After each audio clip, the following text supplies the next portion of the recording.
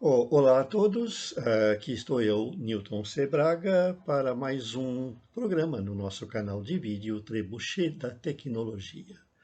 Lembrando para os que estão chegando agora aqui nesse nosso canal, nós pegamos as notícias de tecnologia que saem na internet, as mais importantes e também em outras mídias, e não só as reproduzimos, como também comentamos. Mas comentamos numa linguagem técnica, nós explicamos, nós damos informações que podem ser muito interessantes para vocês que são do mundo da tecnologia. Inscrevam-se lá no nosso canal para obter informações, para receber informações quando um vídeo novo é apresentado. Nossa notícia de hoje saiu no Globo Rural há algum tempo e ela refere-se a um assunto que nós temos explorado, pesquisado e nos interessado também, inclusive com a autoria de livros, que é a fitobiônica. O que é a fitobiônica? É o relacionamento das plantas com a tecnologia, das plantas com a pesquisa utilizando recursos eletrônicos. Por quê? Porque o que se sabe hoje é que as plantas têm sentimentos e uma floresta pode ter até o que se chama de uma inteligência dada pela ação coletiva das plantas que se encontram nesse meio. Assim, nós podemos também considerar a floresta como uma entidade pensante, uma entidade viva.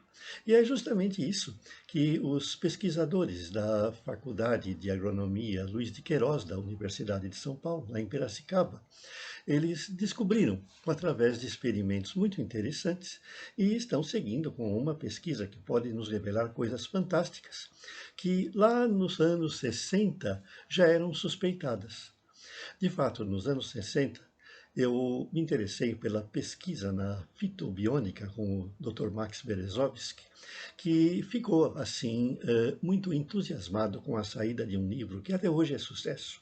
É A Vida Secreta das Plantas, de Peter Tompkins e Christoph Bird, que mostrava que as plantas reagem ao mundo exterior. Não são entidades passivas que simplesmente recebem luz, geram oxigênio e alimentos. As plantas têm sentimentos. E esses sentimentos podem serem traduzidos na existência de uma memória e de uma comunicação que faz com que a floresta seja uma entidade, seja um ser coletivo, vamos dizer. Da mesma forma que nós, em que as células do nosso sangue são vivas, certo? Muitas das nossas células do nosso corpo são vivas, mas a gente não tem consciência delas. E elas também talvez não tenham consciência da gente, mas como um todo, elas se comunicam e formam aquela criatura inteligente que somos nós. Então, talvez ocorra isso, e isso está sendo pesquisado, por exemplo, com as plantas em relação a uma floresta. Então, o que eles fizeram, esses pesquisadores? Esses pesquisadores, que eu dou o link para você ver a reportagem, né? Eles fizeram experimentos com uma planta, que eu também usei lá nos anos 60 com o Dr. Max Berezovsky para a gente fazer pesquisa sobre as reações das plantas.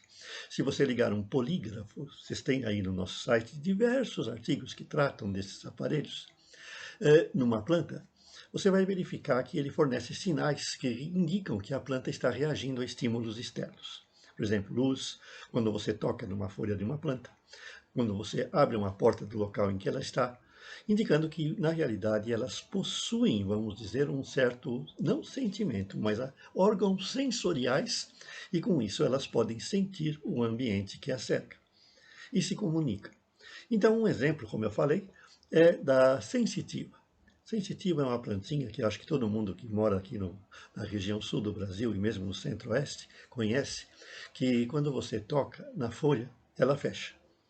E se você ligar um polígrafo nessa planta, você vê que isso ocorre porque ela transmite estímulos ao longo do corpo do vegetal. Então, quando você toca numa folha, ela tem uma rede de comunicações eletroquímicas, porque ela não tem neurônios. Uma planta não tem sistema nervoso, mas ela pode se comunicar com as outras partes do seu organismo, do seu corpo, fazendo com que as folhinhas se fechem.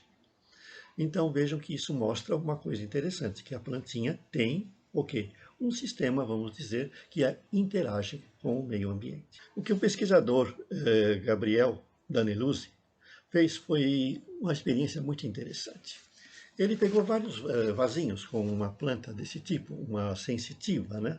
Que também é chamada Maria Dormideira em alguns lugares, e derrubava o vasinho de propósito no chão.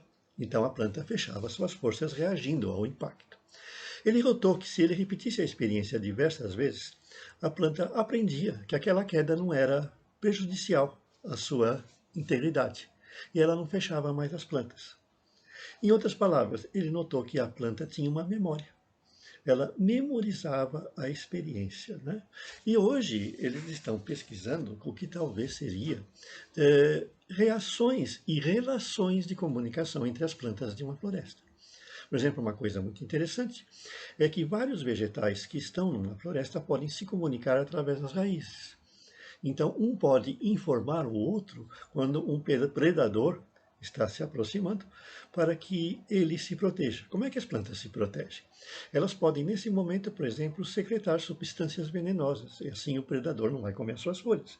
Elas aumentam essa atividade, vamos dizer, né? É uma defesa, né? Então vejam que isso mostra que talvez a floresta seja uma entidade única, em que todos os vegetais se comunicam formando o quê? Uma estrutura talvez pensante. Não pensante no sentido de como ter a inteligência de um ser humano, mas a floresta poderia saber se defender. Ela poderia se informar as suas diversas partes a respeito da presença de pragas, a presença do homem, a presença do fogo. E aí vem uma coisa interessante. Né? Pensem bem nisso. Eu já falava antigamente, né? E vocês vão encontrar muitos artigos falando da fitobiônica, inclusive com projetos práticos. Aparelhinhos que você pode ligar na sua planta, que vai fazer com que um LED pisque quando você, por exemplo, for regar a planta. Ela vai perceber antes, né, coisas que até indicam. Antigamente pensava-se que as plantas tinham até o poder da premonição, né?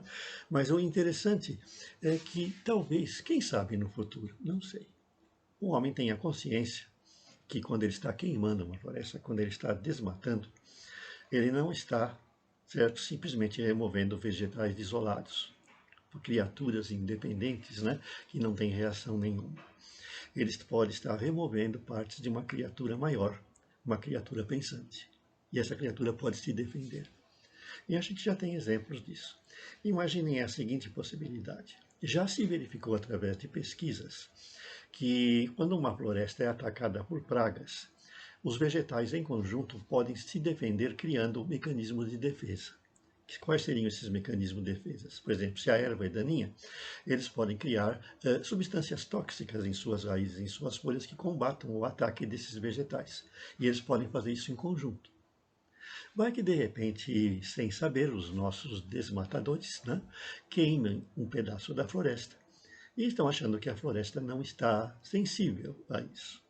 E a floresta, para se defender, ela percebe que o homem pretende plantar o quê? Pasto ali, ou plantar soja. E ela sabe se defender. De repente, ela cria uma nova espécie, uma espécie híbrida de uma planta que ela mesma tenha lá, em crescimento normal, de modo que essa planta se torne uma praga. E aí aquela área desmatada não pode ser mais aproveitada. Ela se defendeu. E aí a floresta aos poucos vai reocupando aquela área. Se você for plantar soja, de repente surge uma praga, certo? Que foi criada pela própria floresta como um mecanismo de defesa.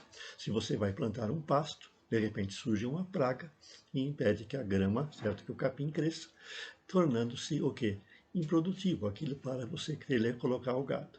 É uma defesa da floresta. Quem não diz que ela não tenha consciência, né? E os pesquisadores lá da Faculdade Luiz de Queiroz de Agronomia de Piracicaba, na minha USP, né? Eu sou uspiano, né? Estão, de repente, pesquisando e descobrindo isso. Eles estão verificando os sentimentos das plantas, que talvez sejam muito mais complexos do que a gente pensa, e também estão trabalhando numa possível existência de uma inteligência formando um corpo único, uma floresta. Do mesmo jeito que a humanidade tende a se formar uma inteligência única, quem sabe que as florestas já fazem isso há milhões de anos e estão tentando se proteger dos nossos ataques. E elas, eventualmente, sabem como fazer isso, criando as pragas, criando os mecanismos de defesa, que a gente precisa entender um pouco mais para poder conversar pacificamente com essas entidades. No próximo vídeo, os futuros vídeos, voltaremos a falar desse assunto, que é bastante interessante. Mas se você gosta, fica aí a sugestão de consultar o nosso site na nossa seção de meio ambiente.